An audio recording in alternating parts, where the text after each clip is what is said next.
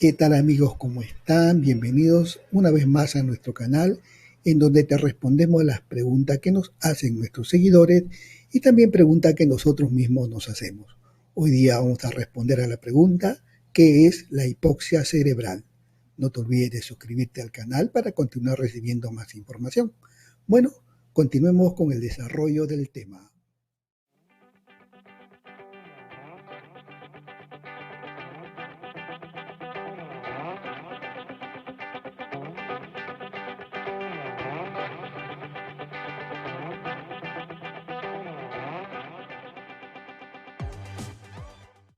¿Qué es la hipoxia cerebral? Se presenta cuando no llega suficiente oxígeno al cerebro. El cerebro necesita un suministro constante de oxígeno y nutrientes para funcionar. La hipoxia cerebral afecta a las partes más grandes del cerebro llamadas hemisferios cerebrales. Sin embargo, el término con frecuencia se utiliza para referirse a la falta de suministro de oxígeno a todo el cerebro. En algunas circunstancias puede ocurrir que disminuya el suministro de oxígeno al cerebro. Las células cerebrales son muy sensibles al oxígeno. Sin este elemento no viven más de 5 minutos. Cuanto más tiempo dura la falta de oxígeno, más células cerebrales pueden morir causando un daño irreversible. Las causas son diversas y las consecuencias y tratamientos dependen de la causa y la extensión. Pero, ¿qué puede causar la hipoxia cerebral? Las causas que hay detrás de una hipoxia cerebral son variadas. A veces solo disminuye el oxígeno que llega a la región del cráneo y otras veces, junto al oxígeno, hay una disminución en el flujo de sangre, con todo lo que eso implica. Entre las causas podemos nombrar, en primer lugar, la altitud.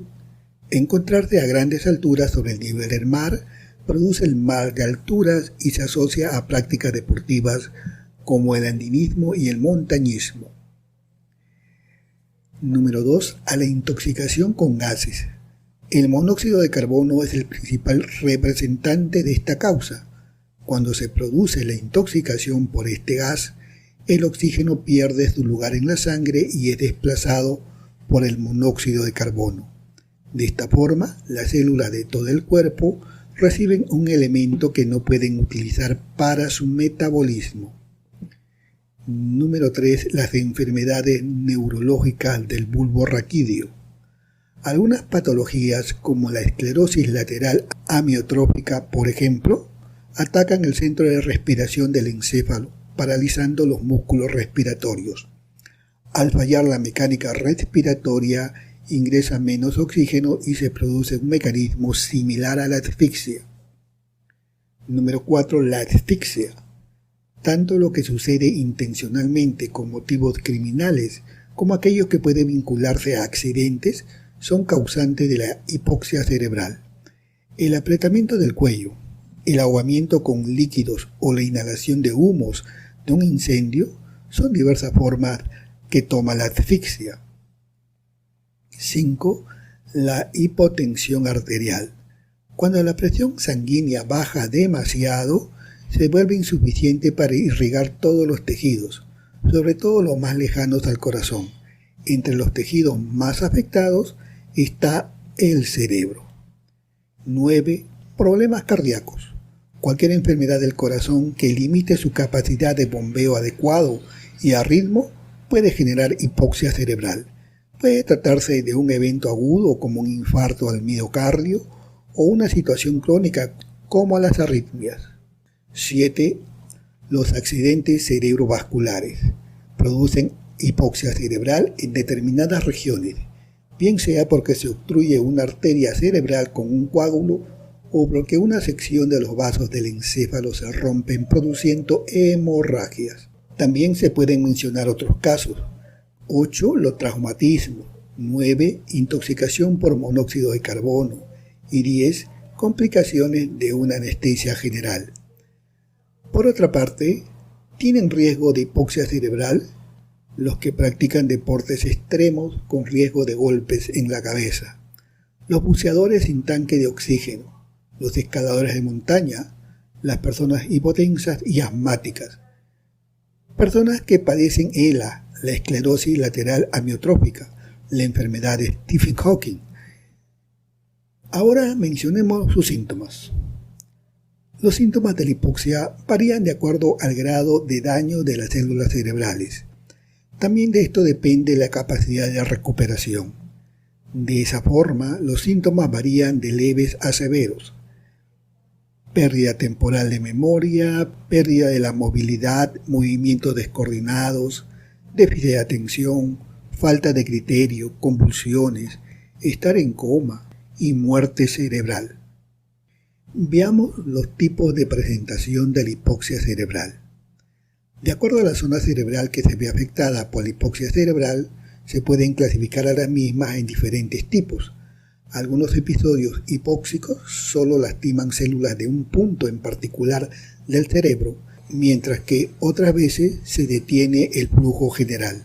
Así, podemos describir los siguientes tipos de hipoxia cerebral. La focal. La hipoxia cerebral en este caso es puntual. El ejemplo clásico es el accidente cerebrovascular que se origina en un coágulo que obstruye una arteria cerebral. Difusa. Se denomina así a la disminución del flujo de oxígeno cerebral que sucede de forma pareja para todo el cerebro, sin llegar a la gravedad. Disminuyen las funciones de las células cerebrales, pero raramente se llega al infarto. Y la global. Aquí la reducción es para todo el cerebro, pero reviste gravedad. La falta de oxígeno es tan notoria que células mueren apareciendo síntomas de acuerdo a la zona del cerebro afectada.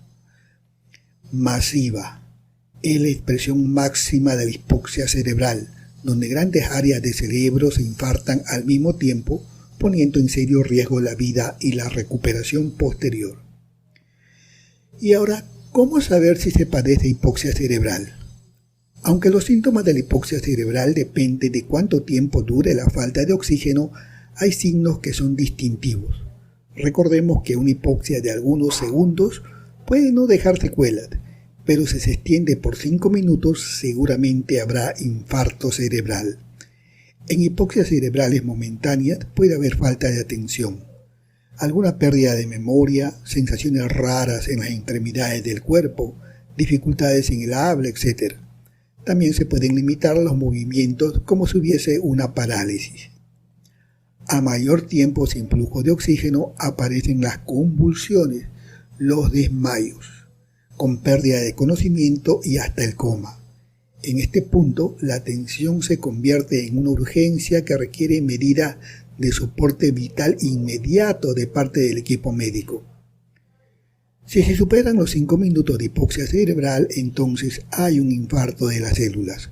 Un infarto pequeño puede dar lugar a una recuperación posterior con rehabilitación, pero un infarto masivo es capaz de producir la muerte de todo el cerebro. Así que ante cualquier síntoma neurológico, es preferible realizar una consulta con el especialista. Por otro lado, si una persona se desmaya y no reacciona de inmediato o convulsiona, la medida acertada es comunicarse con un servicio de atención de urgencia que pueda ayudar rápidamente. Las pruebas de laboratorio incluyen estudio de imágenes, actividad cardíaca y cerebral y pruebas de la visión y el tacto. El objetivo de estas pruebas junto con un examen físico es determinar la causa de la hipoxia y el grado de deterioro del cerebro.